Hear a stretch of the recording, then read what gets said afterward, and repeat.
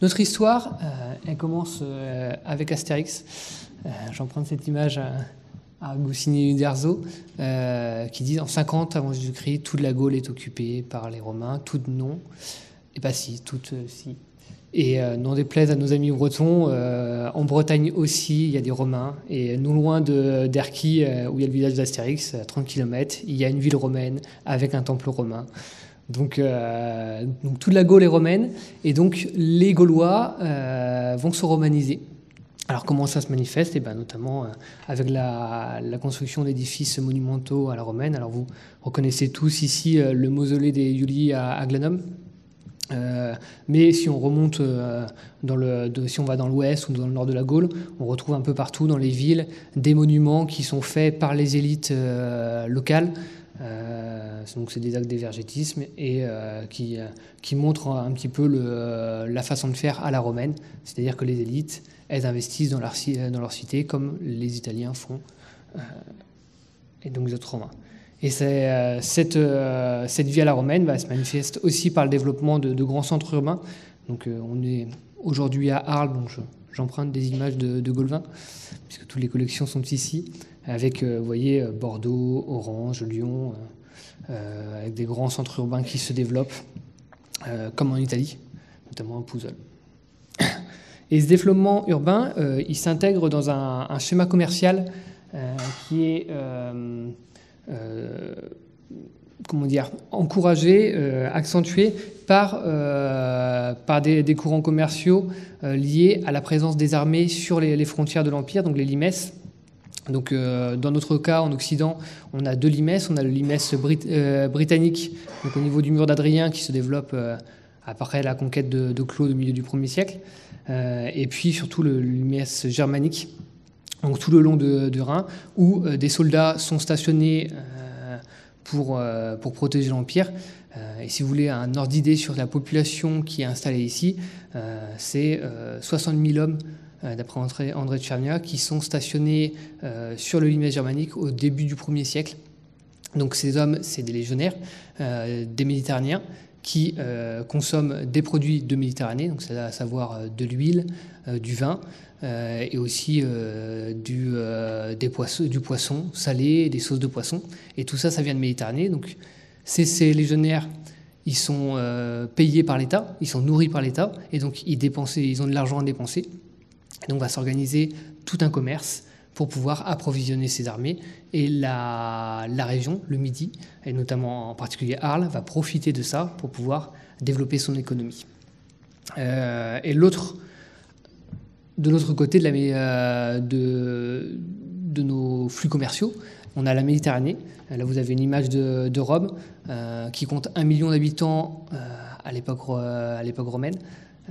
Donc c'est une très grande masse de population qui est aussi en partie nourrie par l'État et qui a surtout beaucoup d'argent à dépenser. Alors à la fois, ils consomment du vin naturellement, ces Italiens, ces Romains, du vin de tous les jours, du vin de table, mais aussi ils consomment des très grands crus.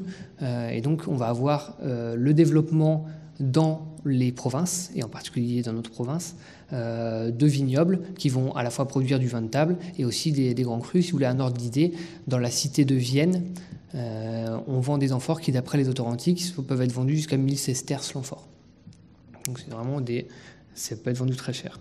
Et pour approvisionner d'une part les armées et aussi Rome, on va utiliser les voies plutôt fluvio-maritimes. Et pourquoi on utilise ces voies fluvio-maritimes? Parce qu'il faut savoir que si vous transportez une marchandise pondéreuse, enfin n'importe quelle marchandise, mais en particulier pondéreuse, par voie maritime, ça vous coûte 1. Il faut multiplier par quasiment 4 par voie fluviale et par 22,5 par voie terrestre.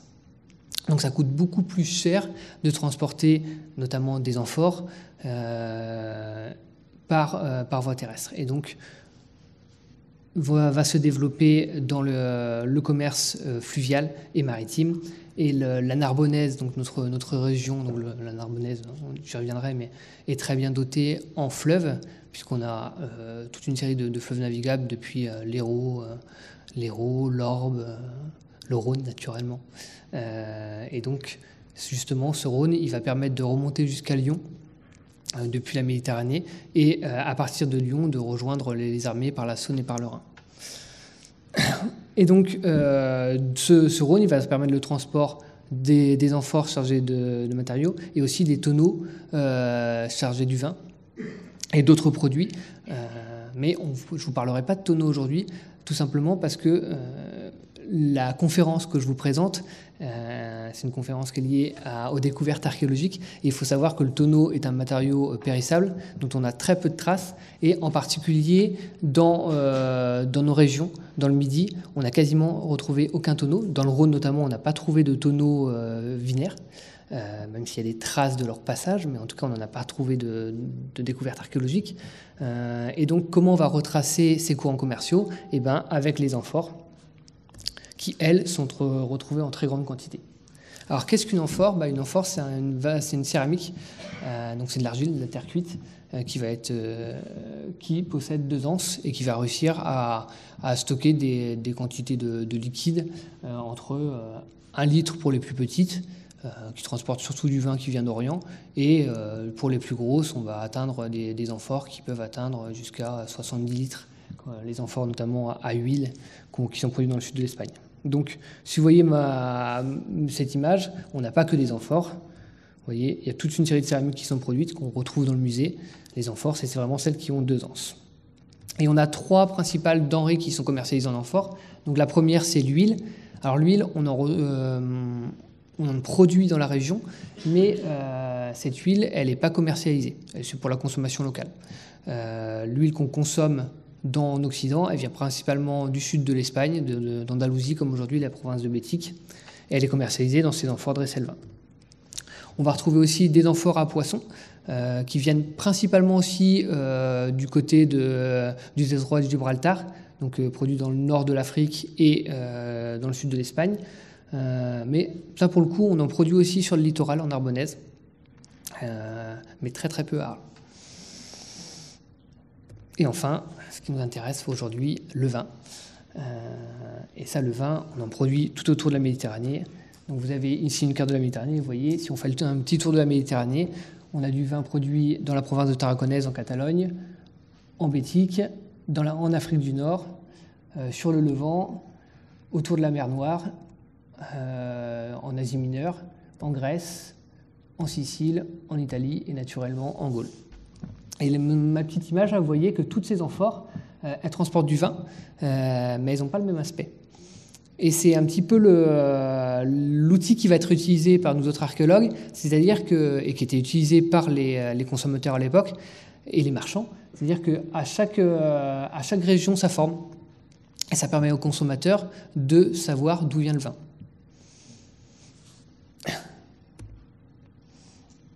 Voilà, revenons dans nos régions. Donc notre histoire, je vous disais qu'elle commençait avec Astérix, quasiment avec Astérix. Il faut savoir qu'à la suite de la conquête de la Gaule par César, est créée par Auguste la province de Narbonnaise, l'ancienne qui transforme la province de Transalpine. Et donc dans tout ce secteur-là, on va être dans un secteur particulièrement dynamique, ce que je vous évoquais tout à l'heure, parce qu'on est au centre des courants commerciaux entre la Méditerranée et le Nord. Et en particulier au centre parce qu'il y a 2 grands axes commerciaux qui se développent. L'axe qui passe par Narbonne et qui va rejoindre l'ouest de la Gaule, mais le plus important, c'est l'axe Rhône-Saône-Rhin, qui permet un échange des marchandises qui viennent du nord de la Gaule d'une part et de l'autre côté de la Méditerranée, par principalement Arles et ses avant-ports, des Saintes et de Fos. Et donc ces marchandises, elles remontent le Rhône, je vous ai dit, jusqu'à Lyon. À Lyon, elles sont transbordées et ensuite pour rejoindre la Saône. Et de la Saône, elles rejoignent le Rhin et là elles arrivent sur le Limès. Et après, à partir du Rhône, elles peuvent aussi rejoindre la partie nord-ouest de la Gaule via la Loire, via un transbordement à partir de Vienne. Et donc, comme on est au cœur de ces échanges, qu'on a un réseau fluvial qui permet une exportation très facile de ces marchandises, il faut savoir qu'entre Arles et Rome, ou entre Narbonne et Rome, il faut compter à peu près, par bonne mer, 5 jours de navigation. C'est-à-dire que le vin qui va être produit dans nos régions, il va coûter moins cher à exporter à Rome que du vin qui peut être produit dans le Latium, assez paradoxalement. Et donc va se développer dans la région une viticulture assez importante. Et vous reconnaîtrez sans doute le pressoir qui a été reconstitué au Mas des Tourelles. Et donc ces pressoirs de ce type, on en retrouve dans la plupart des établissements viticoles de la région. Et la plupart des établissements ruraux ont fait du vin durant l'époque romaine, en Narbonnaise. Et donc ils produisent ce vin via ce système de... Donc vous avez à droite, je ne sais pas si j'ai une souris qui est visible, non. Je dois avoir le pointeur. Voilà. Donc ces pressoirs, vous avez ici, le principe, c'est qu'on va mettre le raisin dans un fouloir. On va le piétiner, le fouler au pied. Le jus va couler dans une cuve et en fait, il va être ensuite placé dans ces jarres qu'on appelle des dolias. Et de l'autre côté, le résidu de ce foulage va être placé dans cette cage et avec le levier, ce pressoir à levier, on va appuyer avec ce prélum, ce grand tronc, pour pouvoir faire s'écouler le reste du jus et donc le récupérer et pouvoir produire du vin. Et donc tout ça est conditionné dans des jarres qu'on appelle ces dolias. Et vous voyez, ça c'est vraiment un dolium typique de l'époque romaine pour la Narbonnaise. Ça fait à peu près 1,60 m de haut en moyenne. Et ça contient en moyenne 14,5 hectolitres. Et donc ce vin est stocké dans des chais, dans ces dolias qui sont enterrés pour pouvoir favoriser la conservation du vin et la vinification. Et là, vous avez l'image ici de la Villa Loupian, donc autour du bassin de Thau, avec une restitution du plan de la villa et le chai de la villa juste à proximité. Et quand je vous disais qu'on en retrouve un peu partout dans presque tous les établissements, ici vous avez une carte nous avons réalisée avec Stéphane Monet et Charlotte Carato, qui recense à peu près tous les ateliers d'amphore, donc c'est les petits triangles rouges, et les établissements vinicoles de Narbonnaise. Et oui, il y en a énormément, avec un certain nombre de trous qui sont plutôt liés à un défaut de recherche archéologique qu'à une réelle lacune dans les établissements. Bon. Sachant que, vous voyez cette carte, vous voyez que tous ces établissements se concentrent principalement au niveau des cours d'eau. Alors il faut savoir qu'il y a donc ces établissements-là, vous avez une carte qui recense tous les ateliers, mais il y a deux phases dans ce développement de la viticulture dans la région. La première, ça va être la phase d'essor. Alors on est dans une région où la viticulture est développée avant la fin du 1er siècle dans certains secteurs, notamment autour de Marseille et tous ces comptoirs. Dans la basse vallée du Rhône, on a déjà une viticulture qui est développée aussi, on y reviendra. Mais ce vin, il est principalement pour une consommation locale et pas pour l'exportation. Or, à partir du début du 1er siècle, de la fin du 1er siècle avant Jésus-Christ et du début du 1er siècle après Jésus-Christ, les aristocrates, les propriétaires terriens, ils vont chercher à exporter leur vin. Et pour exporter leur vin à des consommateurs qui ne les connaissent pas, ils vont utiliser des amphores qui sont connus par les consommateurs. Et ils vont les copier. Donc vous voyez ici, vous avez toute la liste, vous n'avez pas toute la liste, mais une partie des amphores qui sont fabriqués entre la fin du 1er siècle avant Jésus-Christ et les années 60 à peu près. Et vous voyez, on a des amphores qui viennent, là, ce qui est encadré en rouge, qui imitent des amphores italiques, qui viennent d'Italie, des amphores qui imitent des productions de Tarraconais, donc de Catalogne, des amphores qui imitent celles qui sont les amphores fabriquées à Marseille. Alors ça, Marseille, c'est un peu particulier cette histoire. Ces amphores, elles sont créées aux alentours des années 40 parce que Marseille a une histoire un petit peu compliquée avec César, je ne sais pas si vous savez. Ils ont soutenu Pompée, Marseille, au détriment de César lors des guerres civiles, et ils se sont trompés. Donc César leur a dit puisque vous n'avez pas soutenu le bon parti, je vous retire la gestion de votre territoire, je réduis votre territoire. Il faut savoir que le territoire de Marseille, avant cette histoire avec César, il s'étendait jusqu'à Avignon. Donc les Marseillais contrôlaient tout ce territoire, et comme ils contrôlaient ce territoire, ils prenaient des taxes sur le commerce du vin italique qui remontait justement le Rhône et qui approvisionnait les Gaulois, et donc les aristocrates s'enrichissaient comme ça. Sauf qu'une fois leur territoire retiré, ils ne pouvaient plus s'enrichir en faisant du commerce, et donc, en contrôlant le commerce, et donc ils vont fabriquer des amphores, ces amphores à fond plat, qui sont une innovation technologique, puisque contrairement aux amphores à fond fusé que vous avez sur le côté, elles sont beaucoup plus légères, elles pèsent que 10 kg, alors que les autres pèsent à peu près 20 kg, et elles peuvent contenir beaucoup plus de vin, puisqu'elles contiennent en moyenne 25 litres de vin, contre 20 litres pour les autres amphores. Donc ça veut dire que les Marseillais, ils peuvent commercialiser plus de vin, moins cher, puisque le contenant est moins lourd. Et à ça s'ajoute le fait que vous voyez, c'est un fond plat, et si vous vous souvenez de ma carte, le commerce se développe vers le nord de la Gaule, et donc sur des chalands à fond plat comme celui qui est exposé juste à côté. Et donc ces amphores à fond plat, ils sont beaucoup plus pratiques pour ce commerce. Et donc Marseille, très rapidement, malgré la perte de son territoire, va se remettre à exporter son vin dans des quantités, c'est pas des très grosses quantités, mais comme il était vendu cher et qu'il était réputé, les aristocrates vont réussir à s'enrichir comme ça. Et les autres propriétaires terriens du reste de la province vont imiter ces amphores, puisque c'est une amphore qui est connue par le consommateur et donc qui peut être vendue assez facilement. Mais comme on est dans une phase aussi où cette viticulture elle se développe, les fabricants vont aussi créer des amphores originales pour pouvoir faire connaître leur vin, probablement.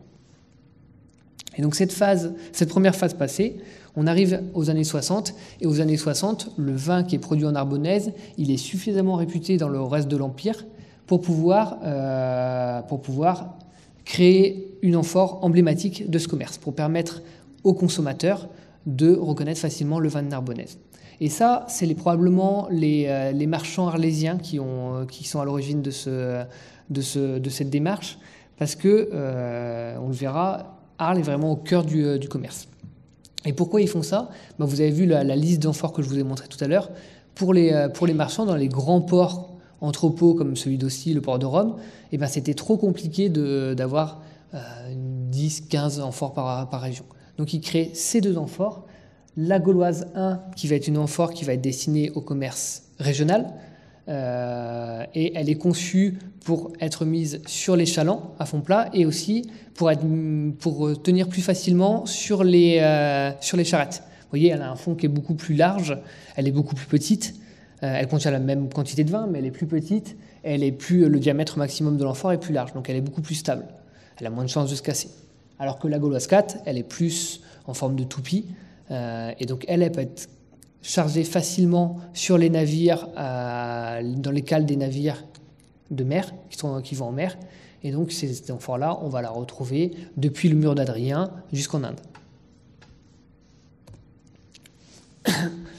Et donc l'avancée des recherches archéologiques a permis d'étudier des contextes de consommation justement de l'Empire, et se sont développées toute une série de méthodes pour pouvoir savoir d'où viennent ces amphores. Parce que comme je vous l'ai dit, l'amphore gauloise 4 que vous avez juste ici, elle est pratique pour le consommateur parce qu'il sait que le vin vient de Narbonnaise, mais le problème c'est que c'est la même amphore, avec le même aspect et grosso modo la même pâte, donc la même couleur, depuis Perpignan jusqu'à Fréjus.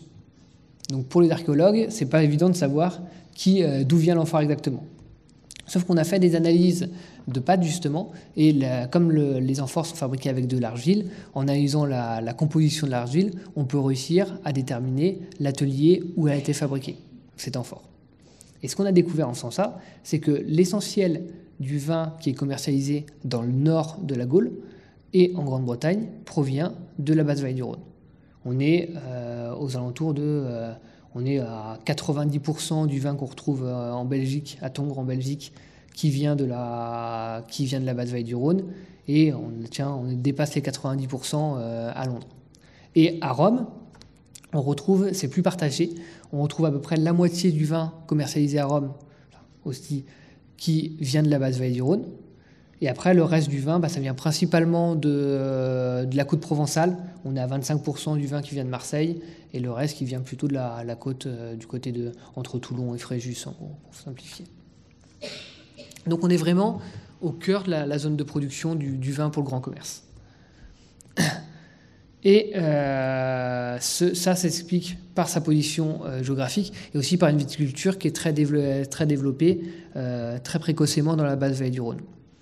Alors il faut savoir qu'on a assez peu de données là-dessus, sur ce point, parce qu'il y a assez peu de fouilles qui ont été faites dans la région sur ces problématiques, mais on bénéficie depuis quelques années d'au moins une fouille que j'ai menée au Mas des Tourelles et qui nous apporte quelques données complémentaires là-dessus.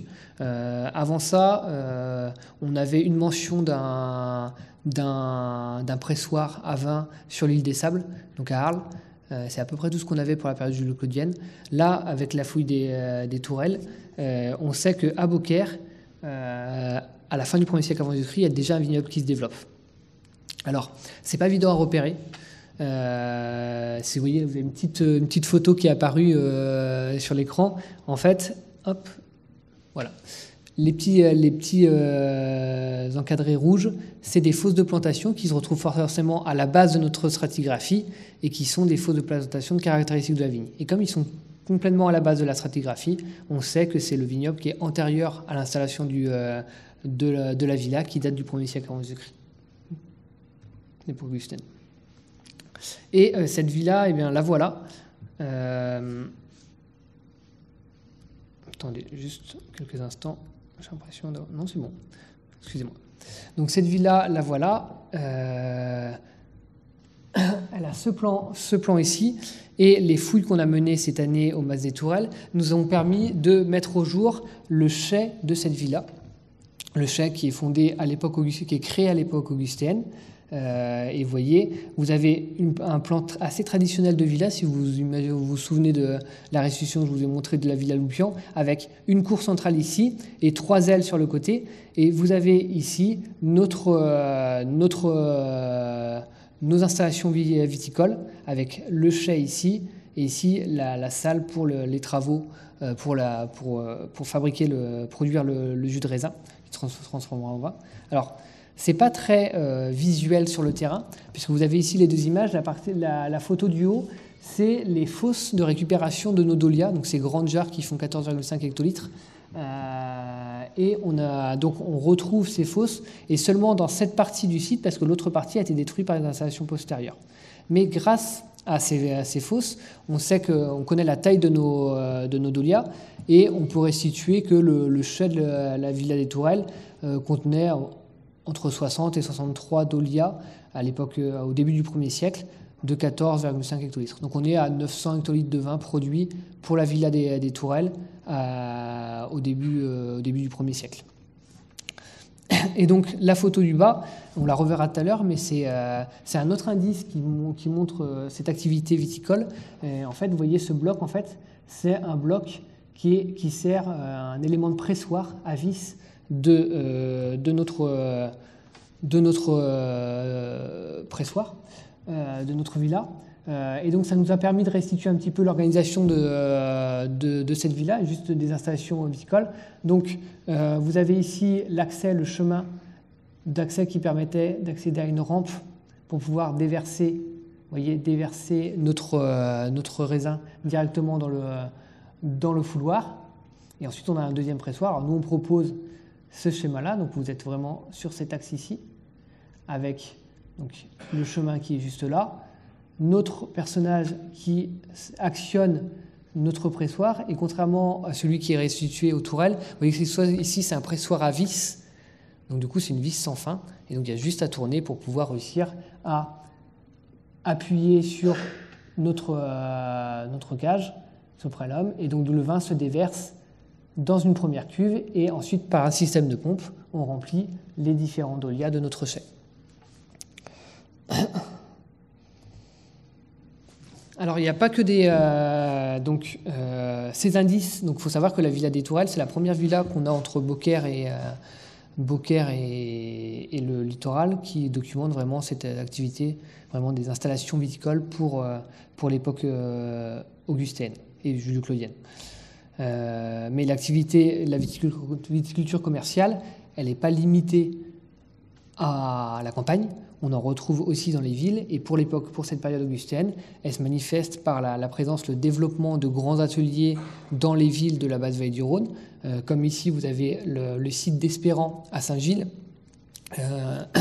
qui est en race campagne.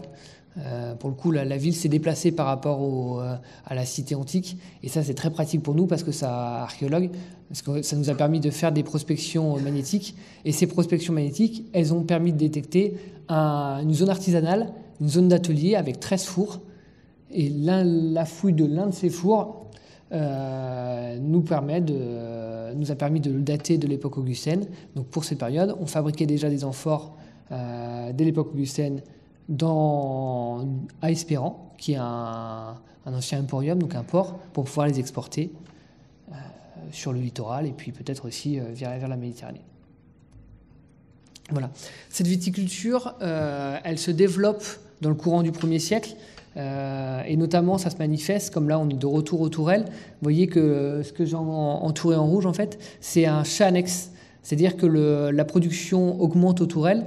Ils ont pas agrandi les salles, mais par contre ils ont créé une nouvelle salle avec un nouveau système de pressoir et de fouloir, et puis ils ont enterré quelques dahlias pour pouvoir répondre à cette augmentation de la production.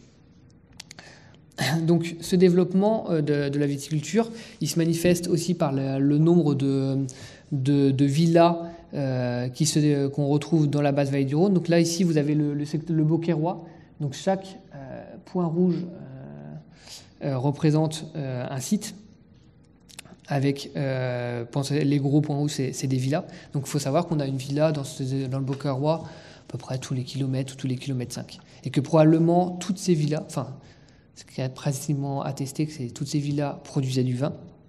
Et la plupart étaient probablement dotés d'un atelier pour pouvoir exporter ce vin. Un autre secteur, on reste dans la basse vallée du Rhône, là on est au nord de Beaucaire. Donc on remonte vers Avignon, et vous voyez qu'on retrouve aussi une très forte concentration de villas et d'ateliers. En revanche, si on regarde ce qui se passe sur la rive gauche du Rhône, donc juste là, vous voyez qu'on a un grand vide. Et pourquoi on a ce grand vide alors qu'on faut savoir que là on est sur le territoire de la cité d'Arles, et qu'à Arles, je ne vous apprends rien, mais c'est une colonie romaine, donc on a des Italiens qui ont été installés là, à qui on a donné des terres et qui vont chercher à s'enrichir en plantant de la vigne. Alors pourquoi on ne retrouve pas de villas et de vignes dans ce secteur ? Tout simplement parce que le Rhône a bougé depuis l'Antiquité, il s'est déplacé, et donc tous les sites qui sont en rive gauche du Rhône ont soit été détruits par le Rhône, soit ils ont été recouverts par les alluvions du Rhône. Et donc du coup, à moins d'avoir des fouilles archéologiques préventives, on ne pourra pas les mettre au jour malheureusement. Voilà, on fait un petit bond dans le temps, on était au 1er siècle, et au 2e siècle, pardon.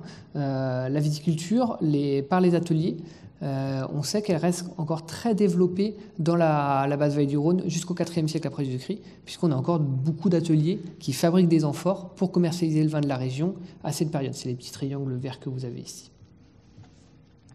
Et donc pourquoi on a ce développement ? Parce qu'on a Arles, qui est le premier port de Narbonnaise, premier port économique. La capitale de la province, c'est Narbonne, mais Arles est vraiment très très probablement le premier centre commercial par sa position sur le Rhône.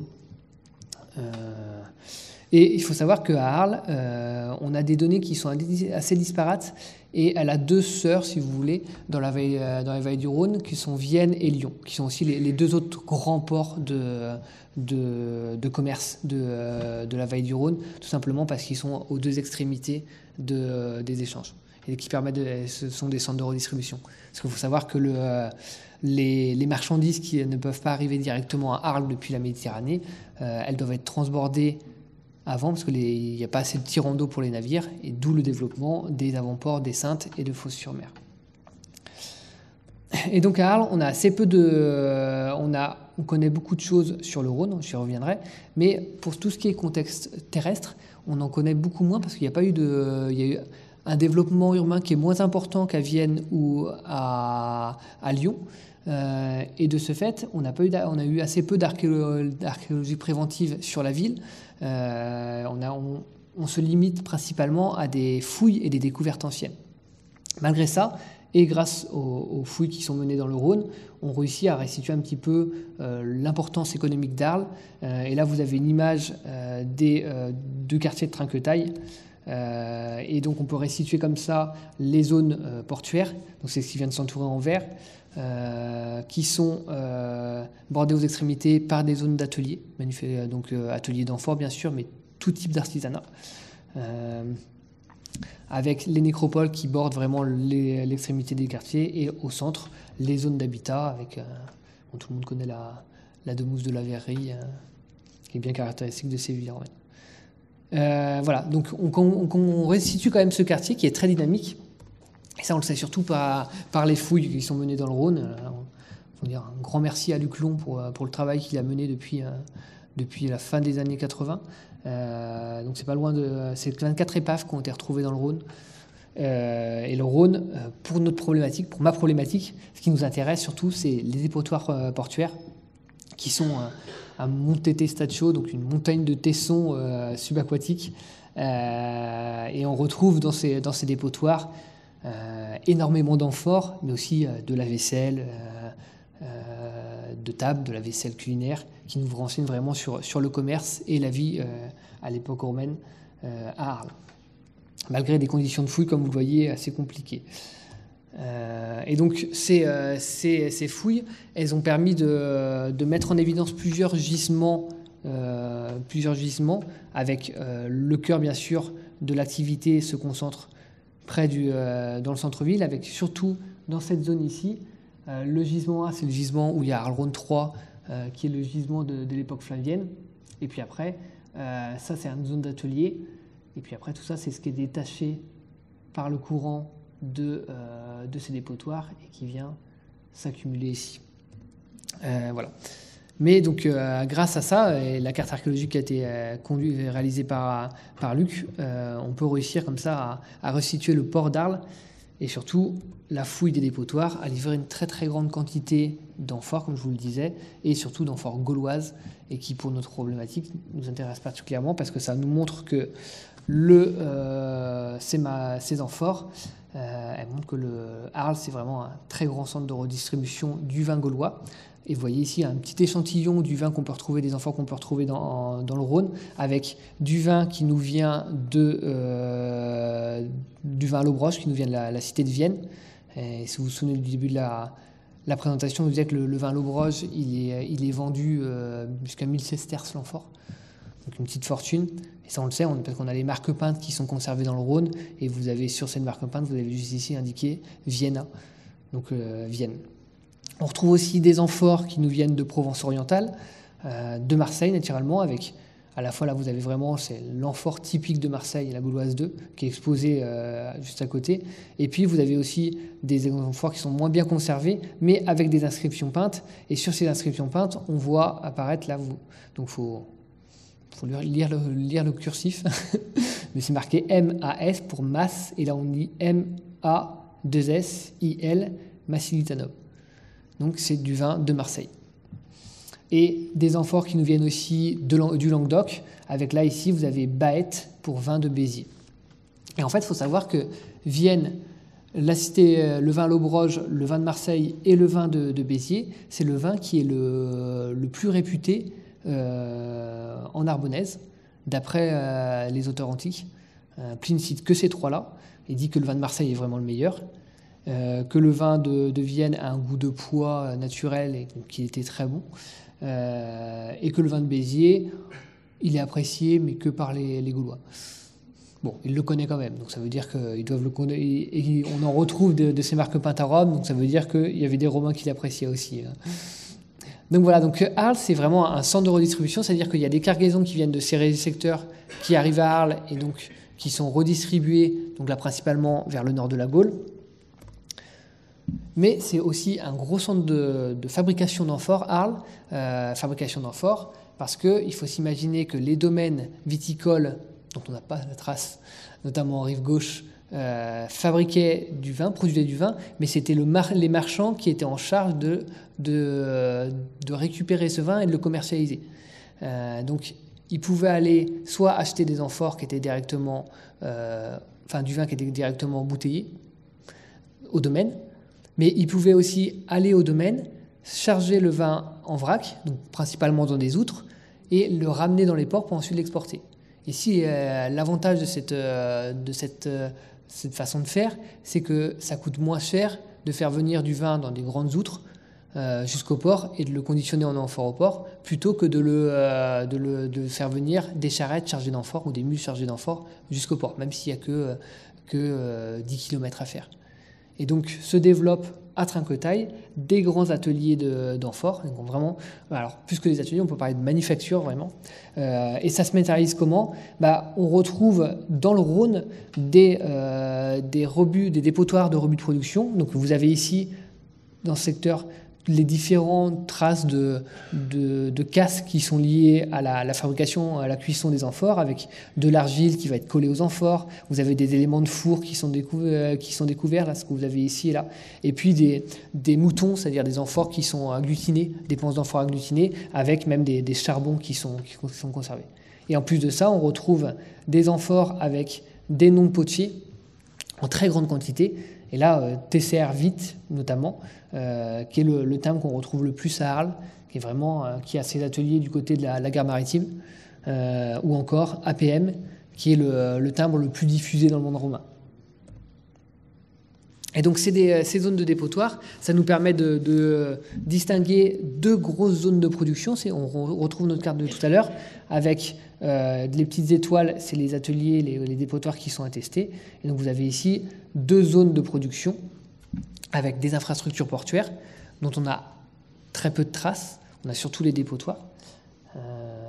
Peut-être que si la ville continue de se développer, il y aura des fouilles, notamment du côté de la gare maritime, on peut l'espérer, qui nous permettront de mettre au jour ces dépotoirs. Et donc, on a ces installations artisanales, donc on a ces zones de dépotoirs, et on retrouve au sein de ces ateliers donc toute une série d'entreprises, si vous voulez, en quelque sorte. C'est-à-dire que ce que vous avez à l'écran ici, c'est le corpus des timbres qu'on retrouve sur les amphores trouvés dans le Rhône à Arles. Et c'est le timbre, c'est vraiment la marque que va faire le potier, et c'est lié à la gestion de la production. Donc c'est-à-dire que le consommateur, que savoir que l'amphore elle a été produite par Albinus ou par monsieur MFM, il s'en fout. C'est une amphore, ce qui l'intéresse, c'est le vin. Par contre, dans une manufacture comme on a à Trinquetail, les potiers ils se partagent les fours et ils se partagent aussi les entrepôts. Et donc il faut réussir à savoir combien d'amphores ont été fabriqués par chaque équipe de potiers. Le marquage, on a ce cas de figure aussi dans l'Agrofedum, qui est un centre de production de sigillés, donc c'est une vaisselle de table. Ça permet aussi mettons si les équipes d'APM ont produit 200 amphores et que les équipes de CDV en ont produit 50, et qu'on marque une amphore sur 4, et ben ça permet, on compte simplement le nombre d'estampilles. Et à partir de ces comptages-là, juste en comptant le nombre d'estampilles, on sait combien chaque groupe de potiers a rangé d'amphores dans tel entrepôt ou mis dans le four. Alors ce rôle prépondérant de cette manufacture de Trinquetail, elle se manifeste encore une fois grâce aux études qu'on a menées sur les centres de consommation, les analyses des pâtes, et vous voyez que la courbe bleue, là, plus de 40%, c'est l'atelier de Trinquetail, seulement l'atelier de Trinquetail. Les autres, c'est les ateliers qui sont à Beaucaire et dans la campagne. Tout ça, c'est les ateliers qui ne sont pas encore localisés. Et vous voyez que l'essentiel de la production, elle nous vient quand même des ateliers de trinquetaille, de la manufacture de trinquetaille. Et ces amphores d'Arles, donc ce port d'Arles, il est vraiment le plus important, mais ce n'est pas le seul. On a d'autres agglomérations portuaires dans la région, notamment à Beaucaire. Je parlais que de Beaucaire d'ailleurs, parce qu'on ne connaît rien de Tarascon ou d'Avignon. Mais pour Beaucaire, on a bénéficié d'une fouille récente qui a été conduite par Charlotte Carato pour l'entreprise Mosaïque Archéologie, dont j'ai étudié les amphores. Et cette fouille, elle nous a permis de mettre ce que vous avez sous les yeux, mettre en évidence un atelier d'amphores. Alors l'atelier d'amphores, il n'est pas directement sur le site. Donc ça, c'est le site qu'on a fouillé. Vous avez en rouge les dépotoirs qui ont été étudiés. En jaune, vous avez ici des aménagements de berges, parce qu'il faut s'imaginer que juste là, où je montrais, vous avez ici le Rhône qui passait. Donc ça, c'est un méandre du Rhône qui passait ici. Et donc vous reconnaissez derrière le château et puis le canal de Beaucaire. Voilà. Et donc, dans ce secteur, on a ces dépotoirs qui sont installés. Et vous avez ici l'atelier, je le localise ici, qui devait se développer, donc sous les maisons. Mais grâce aux dépotoirs qu'on a pu étudier, on sait que dans ce secteur, on fabriquait essentiellement des amphores gauloises 1, donc pour le commerce régional. Et ça, c'est intéressant parce qu'à Arles, on produit presque que des amphores pour le grand commerce. Et donc ces amphores, vous voyez, on est plus de 90%, c'est de la gauloise 1 pour le commerce régional. Et ces amphores, elles sont fabriquées par un propriétaire terrien, deux frères, Cneus et Titus Saconiurum, qu'on retrouve, vous voyez, ça c'est les quantités de timbres qu'on a dans l'atelier. Vous voyez, c'est essentiellement ce timbre-là qu'on retrouve. On a quand même un timbre CDV, et si on revient un petit peu en arrière, vous remarquerez que notre timbre CDV, on le retrouve aussi parmi nos timbres arlésiens. Je ne sais plus où il est là. Donc on retrouve ce même personnage qui fabrique des amphores dans deux secteurs différents, deux ateliers, mais l'atelier il est aux mains de ces deux frères qui ont par ailleurs une villa à Saint-Gilles. Voilà. Et donc quand on étudie ces amphores, ce qui est intéressant, c'est que nos Gauloises 1, elles sont plus compliquées à faire, si vous voulez, que les Gauloises 4. Et donc, on peut réussir à faire une analyse de la forme de ces amphores. Et grâce à l'analyse de cette forme, on peut voir que pour la première moitié du IIe siècle, on a 1, 2, 3, 4, 5, 6, 7, 8, 9, au moins 9 potiers qui ont travaillé pour ces deux frères au sein de l'atelier. Après, on a au moins un potier qui a travaillé pour notre personnage CDV qui est venu ponctuellement fabriquer des amphores.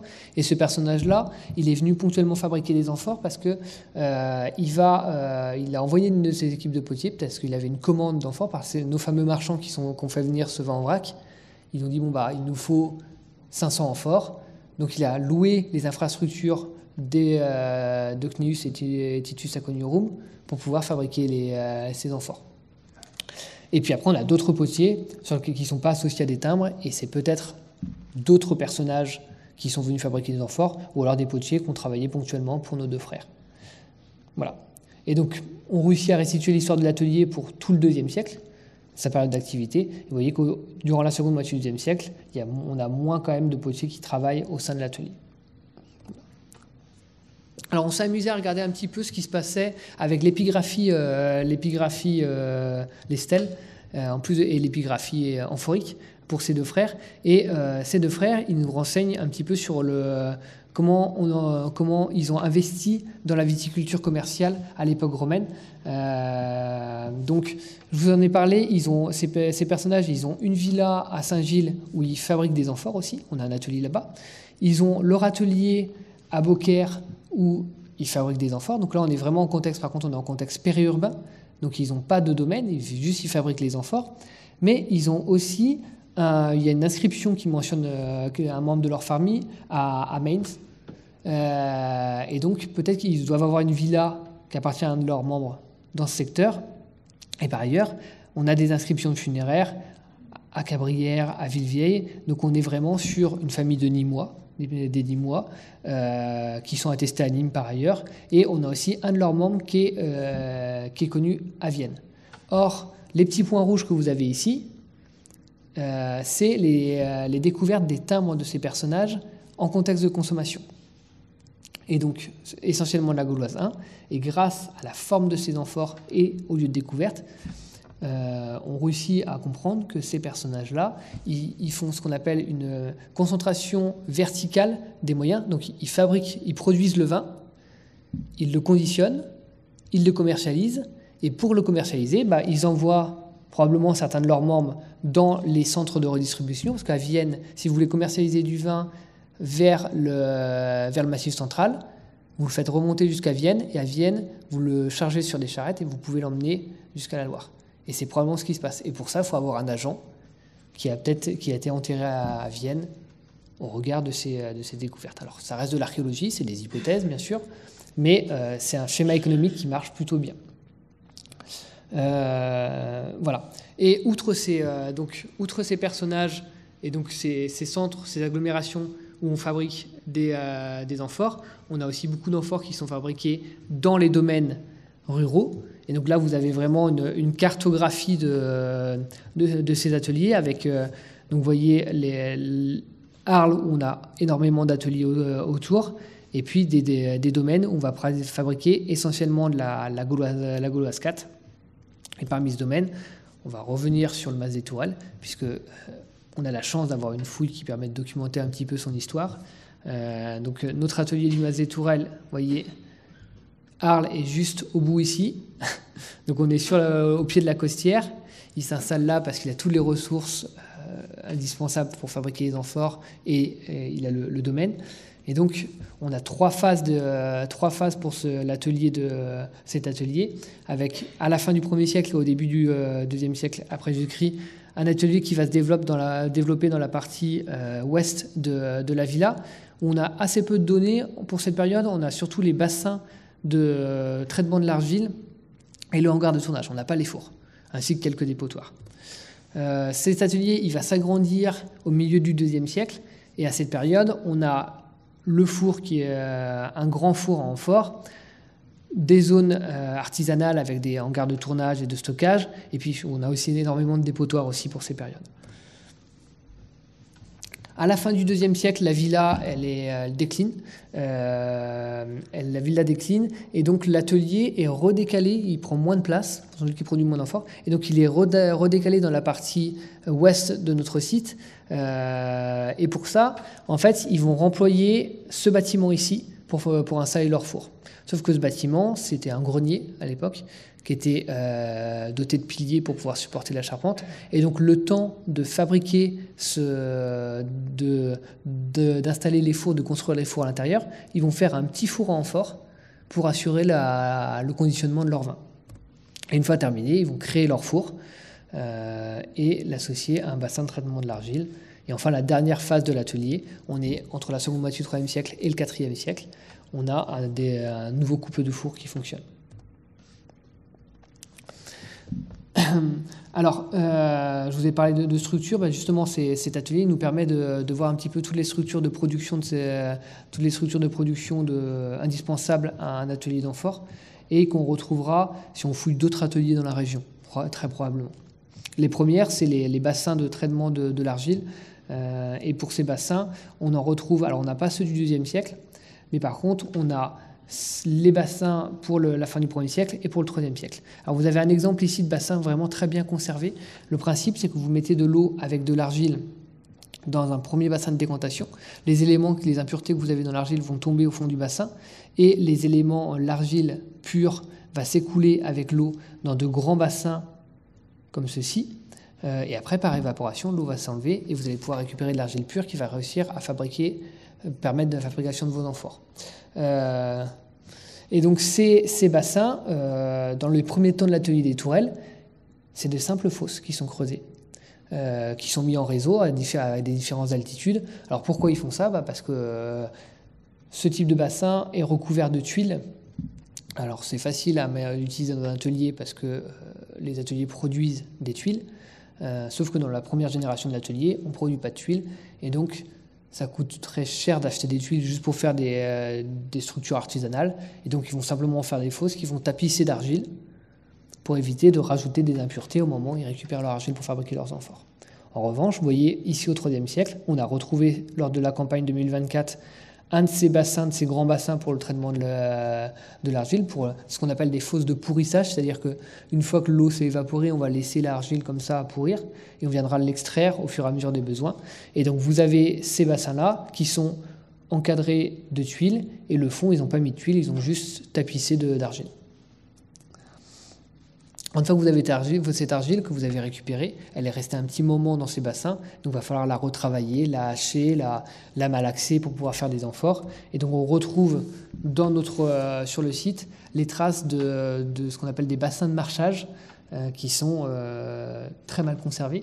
Et pour la simple et bonne raison que ces bassins de marchage ils sont au niveau des sols et que les sols sont assez rarement conservés sur les sites antiques. Et donc du coup, les structures qui sont directement posées là-dessus sont souvent très mal conservées. Alors, comment on reconnaît que c'est un bassin de marchage ? Vous avez ici des tuiles qui sont très abîmées, qui ont été abîmées, mangées par l'argile si vous voulez, mais qui attestent la présence de ce bassin. Voilà. Une fois que vous avez votre argile, c'est travaillé. Cette argile, elle est travaillée dans des grands hangars dans lesquels on va tourner les amphores. Alors je ne vais pas vous montrer tous les hangars de tournage des tourelles. Je vais vous montrer celui qui est le mieux conservé, à savoir ce bâtiment.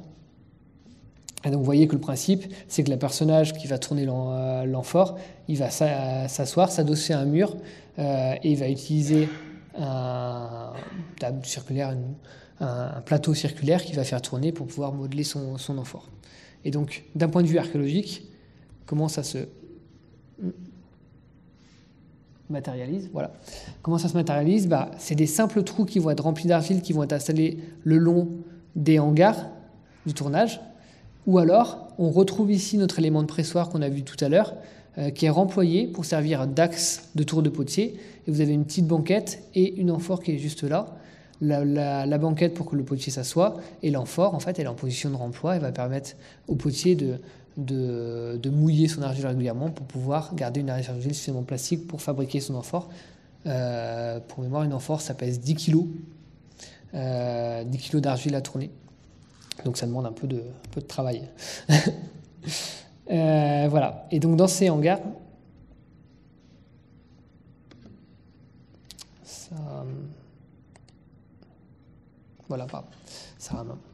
dans ces hangars, vous voyez ici, on retrouve notre même hangar. En fait, le principe, c'est que vous avez le tournage qui se fait d'un côté et le stockage de nos amphores qui va se faire dans l'autre partie du hangar. Alors,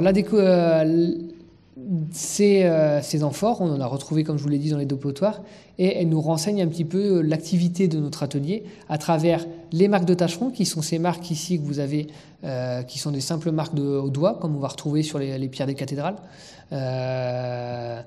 Et donc, chaque potier va pouvoir faire une marque distincte pour pouvoir réussir à être... au responsable officinateur, le responsable de l'officine, de contrôler combien d'amphores ont été fabriqués par les esclaves, ou pour les potiers libres, d'être payés en conséquence. Et donc, en recensant l'ensemble de ces marques, on réussit à déterminer combien de potiers ont travaillé au sein de l'atelier tout au long de son fonctionnement. Et donc nous, on a des dépotoirs entre la fin du 1er siècle et le 3e siècle. Et vous voyez que la grosse phase d'activité de notre atelier, c'est le milieu et la deuxième moitié du 2e siècle, qui est vraiment aussi la période où la viticulture est la plus dynamique dans la région. Et à côté de ça, on retrouve nos estampilles, nos fameuses estampilles, avec ces estampilles qui mentionnent le nom du propriétaire de l'atelier, donc avec plusieurs générations, d'abord TTMA, ensuite T.taf.matr, et ensuite Maturi. Et à côté de ça, des potiers qui viennent ponctuellement louer les infrastructures pour pouvoir honorer des commandes. Et on retrouve là, vous vous souvenez, notre fameux CDV qu'on retrouve dans l'agglomération de Beaucaire et aussi à Arles. Voilà. Alors ces timbres, ils nous permettent d'une part de mentionner, donc ça montre l'investissement des îles locales, et ça nous renseigne qui sont ces îles locales. Et ici, en comparant notre estampille à l'épigraphie funéraire, on a réussi à restituer le nom du propriétaire de la villa, qui est un certain Titus Stavilius. Maturus ou Martialis, et donc qui possède la villa des Tourelles au moins entre la fin du 1er siècle et le 3e siècle après Jésus-Christ.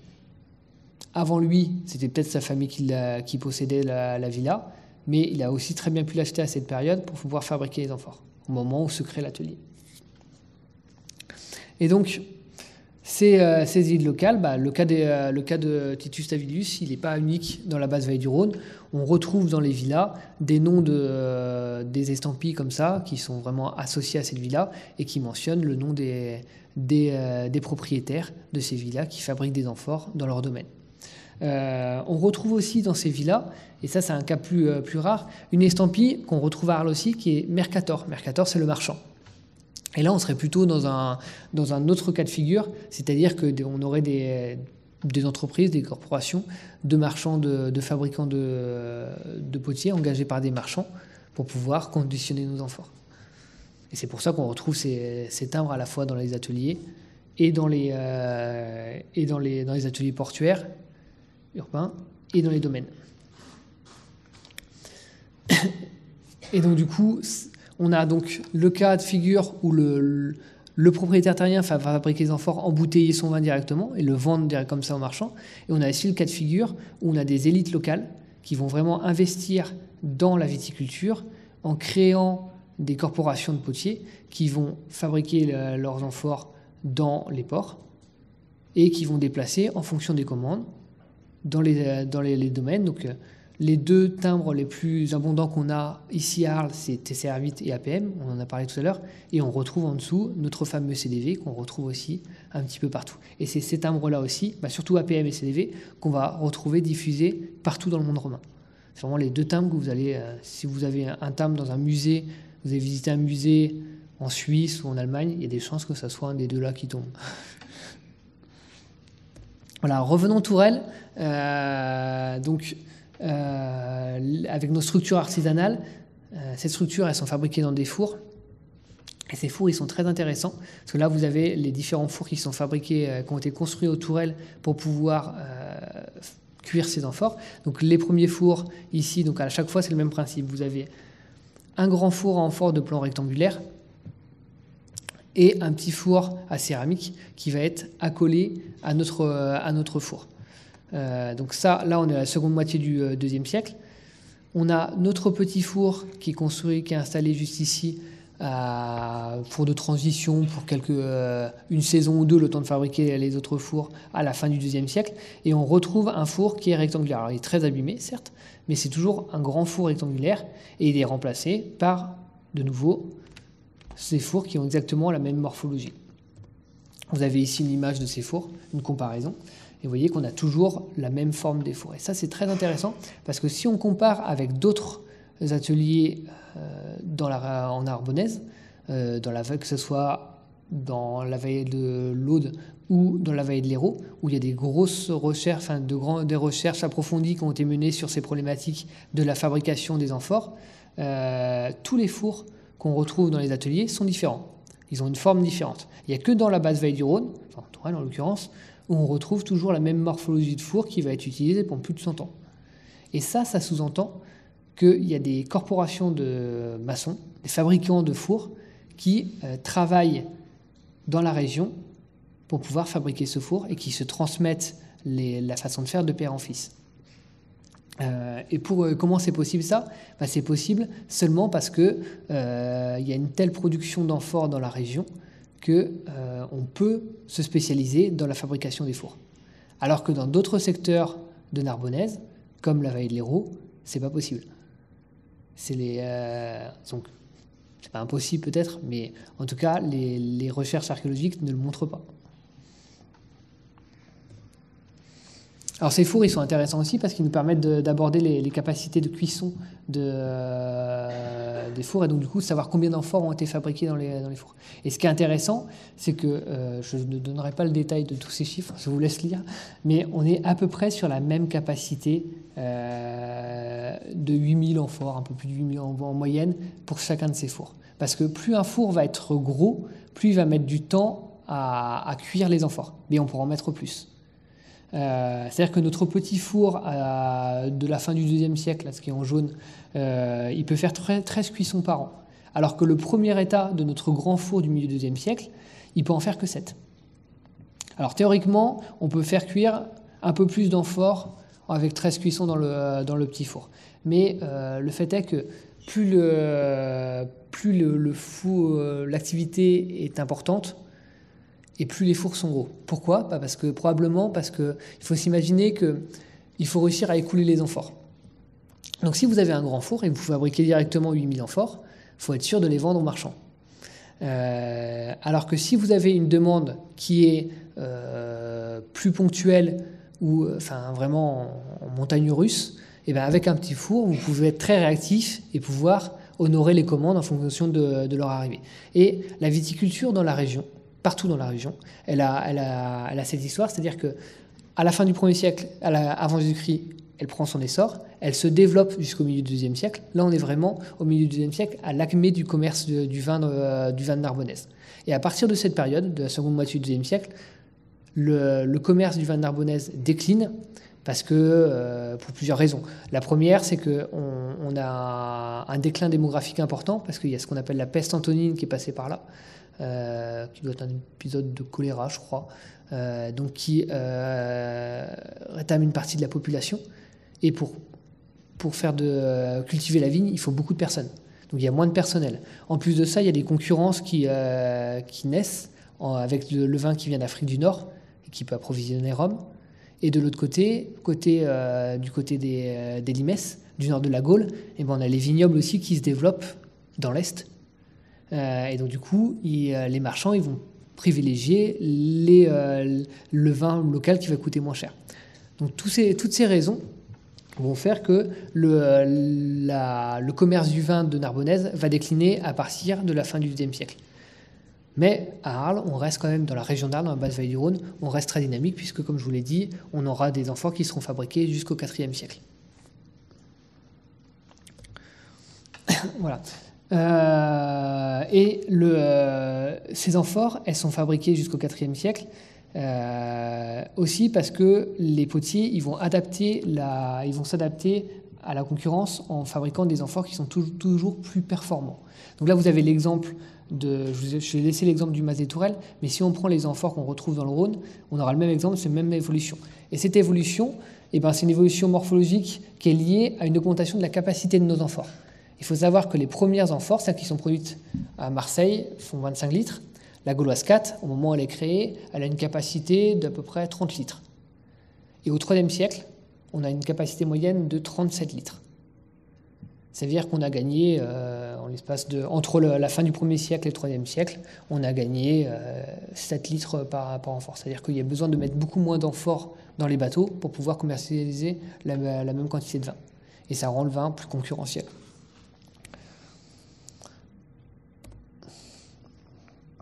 Voilà, et dernier détail qui nous intéresse avec ces amphores, c'est qu'à partir de nos fours, c'est qu'à partir de la capacité de nos fours, on peut proposer un vignoble pour les tourelles. En tout cas, une quantité, le vignoble qu'il faudrait pour pouvoir conditionner tout le vin dans nos amphores. Donc vous voyez, on est avec deux propositions d'après l'ouvrage d'André de Charniat. Donc soit un vignoble qui a une capacité de 30 hectolitres, donc on est aux alentours de 90 à 100 hectares. Et si on double, si jamais c'est une vigne qui fait 60 hectolitres par hectare. Donc c'est des grosses quantités de vin qui peuvent être conditionnées. Et c'est d'autant plus remarquable que, comme je vous le disais tout à l'heure, des ateliers et des villas comme les Tourelles, au pied de la Costière, il y en a tous les kilomètres 5, à peu près. Donc ça veut dire qu'il faut multiplier le cas des Tourelles par le nombre de villas. Et ajouter à ça tout ce qui se passe en rive gauche, dont on n'a pas de trace, mais qui doit avoir une concentration au moins aussi importante.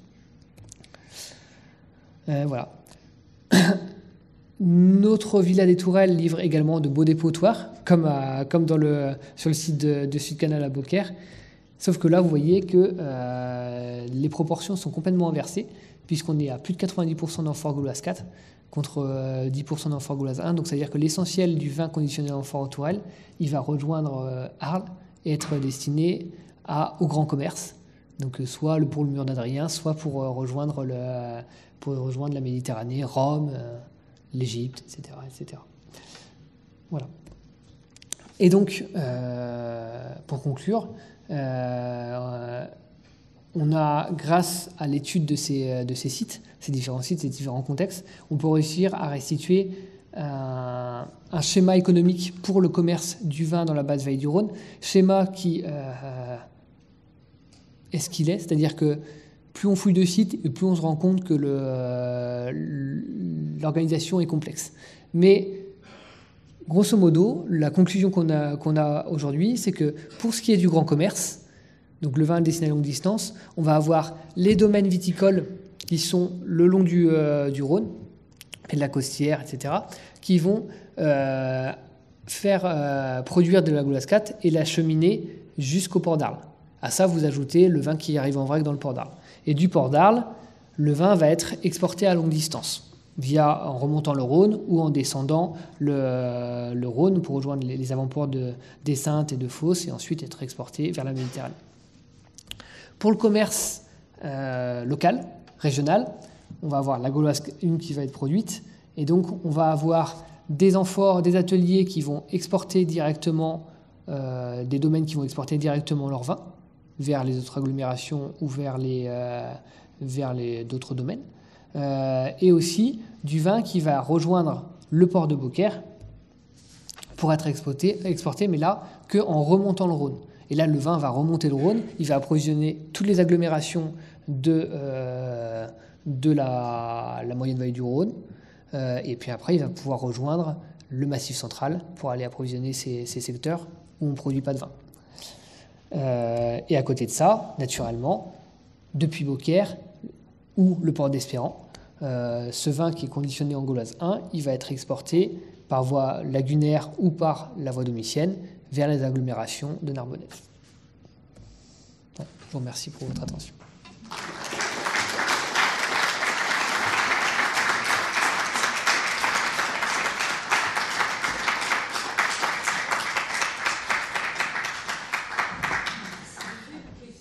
Est-ce que les amphores, ça servait seulement pour transporter le vin ou aussi l'huile d'olive?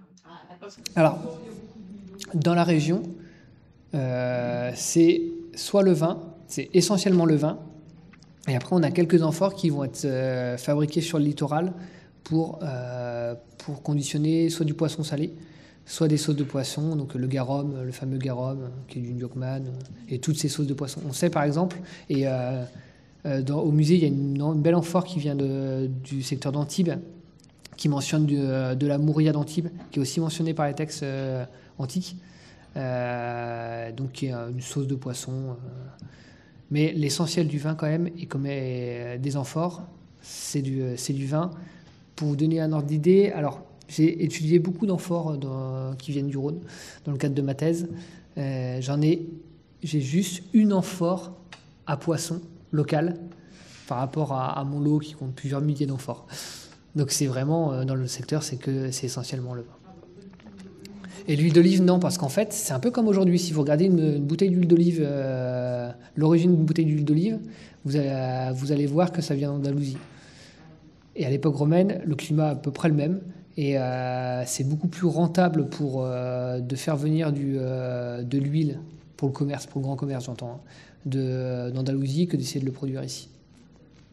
Après, les domaines font de l'huile d'olive, mais c'est pour l'autoconsommation. J'ai remarqué que la capacité de stockage, je pourrais, comme exprimé par le doyen, est plus petite que la capacité de production des amphores. Alors, oui, en plus, c'est encore plus complexe que ça, c'est-à-dire que le chai n'est pas contemporain de l'atelier. C'est-à-dire qu'au moment où il fabrique l'atelier, il démantèle complètement le chai. Et à cette période, je ne sais pas où est le chai. Alors, si on revient en arrière, j'ai fait des propositions de restitution pour la villa, parce que au moment où le chai, au moment où l'atelier existe, vous voyez tout ce qui est en pointillé ici, c'est ce que l'aile nord et l'aile est de la villa que je restitue, avec une grande cour ici. Donc c'est possible que le chai ait été décalé. et a grandi à cette période. Après, l'autre hypothèse qu'il ne faut pas exclure, c'est que avant cette période, avant qu'ils installent l'atelier, on ne sait pas qui est le propriétaire. Donc c'est peut-être Titus Stabilius qui a acheté le domaine, qui a décidé d'installer un atelier d'amphore ici, qui a enlevé tous les chais et qui produit son vin dans un domaine à côté. Et ce qui est rigolo, c'est que si on compare un petit peu avec ce qui se passe dans le monde viticole, dans le secteur aujourd'hui, eh ben on voit qu'il y a des domaines qui sont rachetés et avec des gens qui produisent, enfin qui ont leur chai dans un endroit différent et avec des domaines qui n'ont plus du tout les espaces de stockage. Merci beaucoup, c'est très intéressant. Et je voulais savoir, par rapport aux amphores, est-ce qu'il y avait des bouchons, est-ce que c'était obtus à l'intérieur? Et pourquoi c'était pointu au départ et ils n'ont pas pensé à faire des trucs là? Alors, pour ce qui est de le fait que ce soit pointu, au départ, c'est parce que c'est fait on est dans un monde méditerranéen qui est vraiment centré sur la Méditerranée. Et donc, le commerce, il se fait dans des navires qui sont carénés. Et donc, c'est plus facile pour empiler les amphores dans des navires carénés avec des fonds pointus.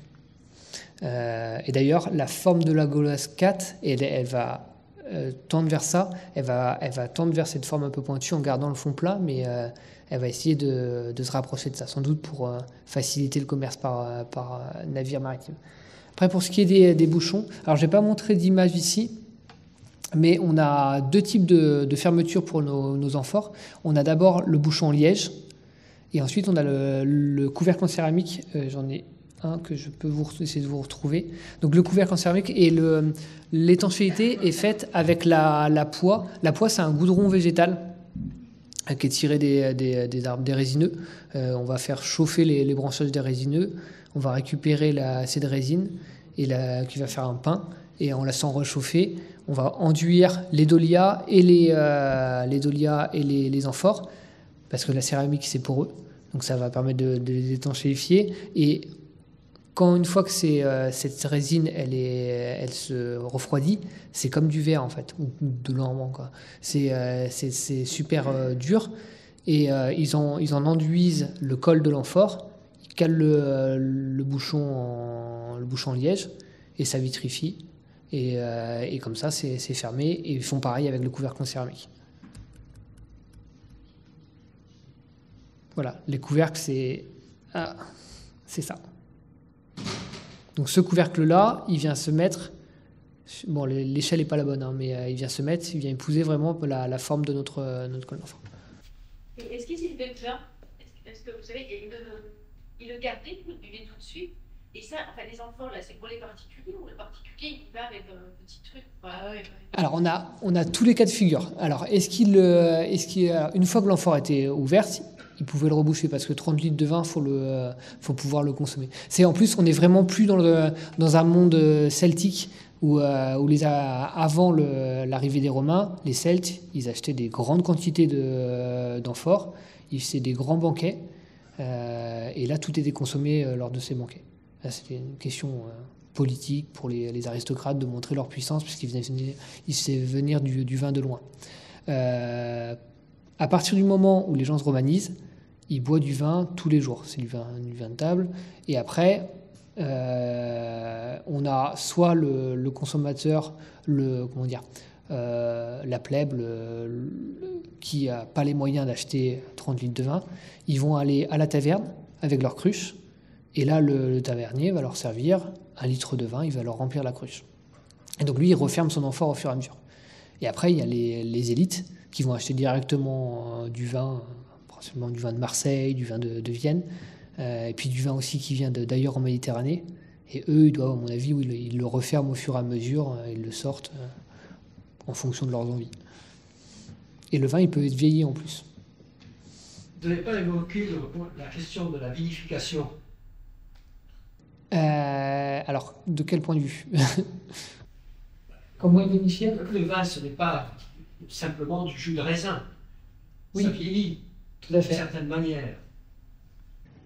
Alors tout ça, la vinification, elle est faite dans nos dolias. C'est-à-dire qu'au moment et là, les expérimentations des tourelles sont très bien pour ça. Donc une fois le jus pressé, ils les mettent dans les dolias et après ça va fermenter. Donc ils rajoutent des choses dedans pour donner du goût. Et avec cette fermentation et les levures naturelles qui sont liées à l'environnement, ça va fermenter et ça va faire le vin. Et après, ce vin, il peut être soit conditionné dans l'année en amphore et exporté, soit vieilli. Et puis sur les amphores gauloises, on a jusqu'à du vin de 7 ans mentionné avec les marques peintes. Et c'est du blanc ou du rouge? C'était les deux. Nos marques peintes. Alors, sur les marques peintes, on a la mention de le meilleur, celui qui est censé être le meilleur, c'est le vin blanc. Et c'est le cépage Amineum. Amineum. On retrouve sur les marques peintes que j'avais. Voilà. Ici, vous avez.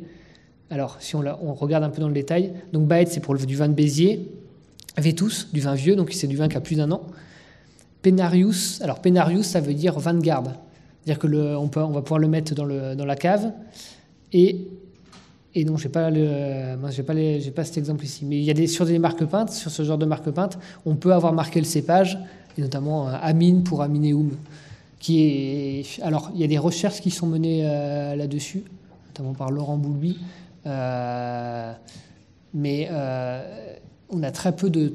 Enfin, les essences, le raisin qu'il y avait à l'Antiquité est plus celui qu'on a aujourd'hui. Et sans doute que l'Amineum, ça comprenait un grand nombre de cépages. De toute façon, pour ce qui est des vignobles, c'est possible c'est très probable que ce ne soit pas en monocépage les vignobles comme aujourd'hui. C'est complanté en fait. Comment? C'est complanté, il y a plusieurs cépages en même temps sur un parcelle. Ouais. Et le vin, ça se fait comme ça, ce ne serait pas des nouveaux cépages, ce serait des assemblages. J'avais cru comprendre que les Doriens, c'était des ambulants, des potiers ambulants qui allaient de non. Alors, en fait, le truc, c'est que c'est tellement énorme qu'il faut des fours bien particuliers pour les fabriquer. Et alors ça, c'est les recherches de Charlotte Carato qui ont montré que la plupart des dolias qu'on va retrouver dans nos domaines, surtout à partir de deuxième quart du 1er siècle après Jésus-Christ, ils sont fabriqués dans la moyenne vallée du Rhône. Et en fait, il y a tout un schéma économique avec ces dolias qui sont fabriqués dans la moyenne vallée du Rhône, qui doivent descendre sur des chalands pour aller être vendus au domaine.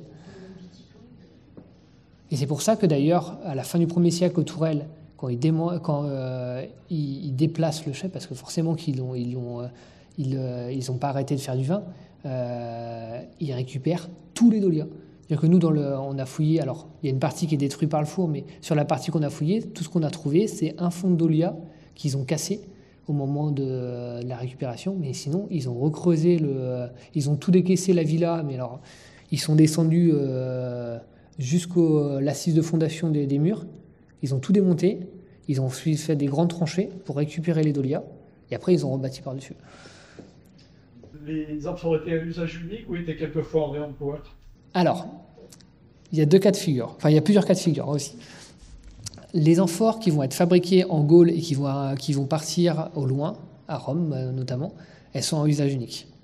Parce que comme l'amphore est synonyme d'une région, enfin d'une origine, remettre du vin, si vous avez voulu mettre du vin italien dedans, soit il trompait le consommateur, soit il fallait faire marquer sur l'amphore que ce n'était pas du vin italien. Mais donc ces amphores-là, elles sont à usage unique. Après, à l'intérieur de la province, il n'y a rien qui empêche qu'une amphore gauloise 1 qui va arriver dans un domaine ne soit pas réutilisée.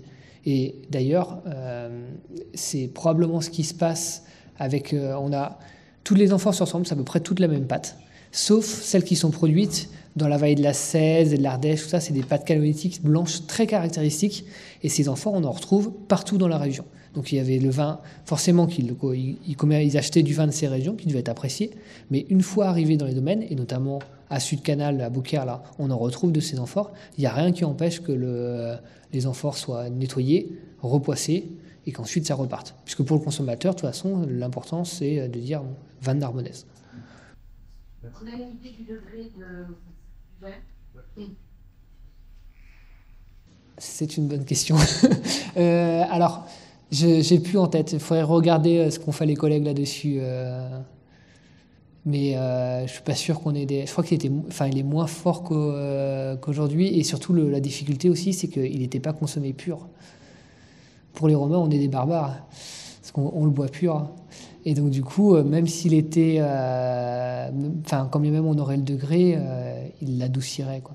C'est parce qu'on sait, si je me rappelle bien, il était en dessous de 10 degrés. Il était aux alentours de 8 à 10 degrés, si je me rappelle d'avoir. J'ai plus C'est dans ces eaux-là. Dans ces eaux-là. Observer les fours.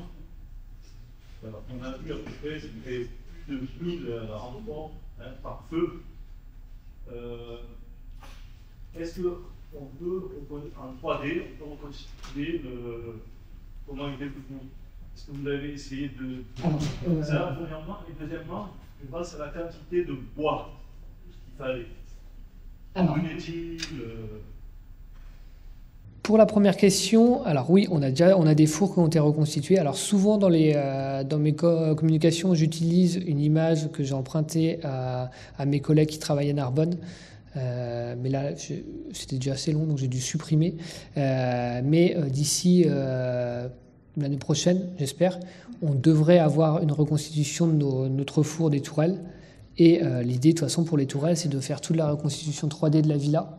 Enfin, même des deux états de la villa, donc de la villa Julio-Claudienne avec le chai et de la villa à l'époque de l'atelier, avec justement ces reconstitutions des fours. Et après, pour ce qui est de la quantité de bois, il faut diviser le volume total du four, du laboratoire, par 2 pour avoir le volume de bois nécessaire pour les faire fonctionner. C'est comme ça qu'on calcule. Ce qui fait qu'on est aux alentours, vous voyez pour l'état 3, on est aux alentours de 40 mètres cubes de bois. Sachant que, alors c'est une hypothèse personnelle qu'il faudra travailler, mais je pense que les grands fours en amphore doivent consommer moins de bois que les petits fours. Parce que, pourquoi je pense ça? Parce que c'est la question de l'allumage, de faire monter le four à température. Ces fours, ils montent à 800 degrés. Et s'ils font des grands fours, c'est qu'il y a un intérêt économique derrière, surtout. Donc pourquoi faire un grand four? Si ça demande moins de bois pour le faire fonctionner, ça vaut le coup de faire un grand four, à condition de le remplir. J'ai une question. Les enfants, vous avez dit certaines étaient à usage unique. Voilà, parce qu'ils ont besoin, il y a encore ce système de recyclage. Et les autres, combien de fois ils pourraient être réutilisés? Bon, c'est de la céramique, donc tant que ça casse pas, ça peut voyager. Hein. Après, vraiment, la coutume, c'est vraiment de dire que c'est un emballage unique, l'amphore. C'est-à-dire que par contre, elle peut être réutilisée que quand elle arrive dans un domaine viticole. Une fois, si ça arrive, l'amphore qui va partir de Beaucaire, des Tourelles, et qui va arriver dans une taverne à Arles, celle-ci, elle n'est pas réutilisée. Il y a peu de chance. C'est pas impossible dans l'absolu. Il la jette, soit il la jette dans le Rhône, et ça c'est bien pour nous, soit il la réutilise. Alors sur ce canal, sur l'image, on a justement ce cas de figure, c'est-à-dire avec des amphores qui sont mis en œuvre dans des dispositifs d'assainissement. Et à Arles, on en a aussi retrouvé, et pas avec des amphores locales, mais des amphores italiques, partout à Trinquetaille. Si vous fouillez à Trinquetaille, pas très loin du Rhône, vous allez voir qu'il y a une grande partie du quartier qui est battue sur les lits d'amphores qui sont disposés et qui vont servir à permettre à la nappe de bouger et d'évacuer l'eau et éviter les remontées d'humidité. Donc ça, c'est des remplois possibles. Et après, en les fracassant, la céramique, ça sert pour faire les chemins, ça peut même être utilisé dans les murs. Hein. Dans les références littéraires, est-ce que les amphores apparaissent, ces amphores à vin? Est-ce que les vins aussi de la région apparaissent? Alors les vins, il y a des mots. Alors les amphores, le terme apparaît, et puis il y a différents conteneurs qui sont mentionnés, qui ont fait l'objet de débats pour savoir à quoi ça correspondait. Surtout que les amphores, je ne l'ai pas évoqué, mais il y a plusieurs tailles d'amphores. on a 3 tailles d'amphore. Et plus le vin va être bon, plus on va fabriquer des tailles d'amphore différentes. Par exemple, l'amphore, je vous ai marqué la Gauloise 1, la Gauloise 4, le vin de Marseille, il est fabriqué dans une amphore qu'on appelle la Gauloise 5, qui se distingue de celle-ci par son bord qui est plat. Et donc du coup, il y a 3 tailles. Il y a 30 litres, 15 litres, 7 litres. Et donc du coup, il y a des termes pour chacun qui ont été restitués. Et la deuxième question, c'était... j'ai oublié. Est-ce que la mention... Ah oui, et les vins qui sont mentionnés, c'est ce que je disais tout à l'heure. C'est-à-dire que le Pline et plusieurs autres auteurs parlent des vins, mais ils disent simplement il y a le vin de Marseille, le vin de Béziers et le vin des Allobroges, le Picatou. C'est tout ce qu'on a comme mention.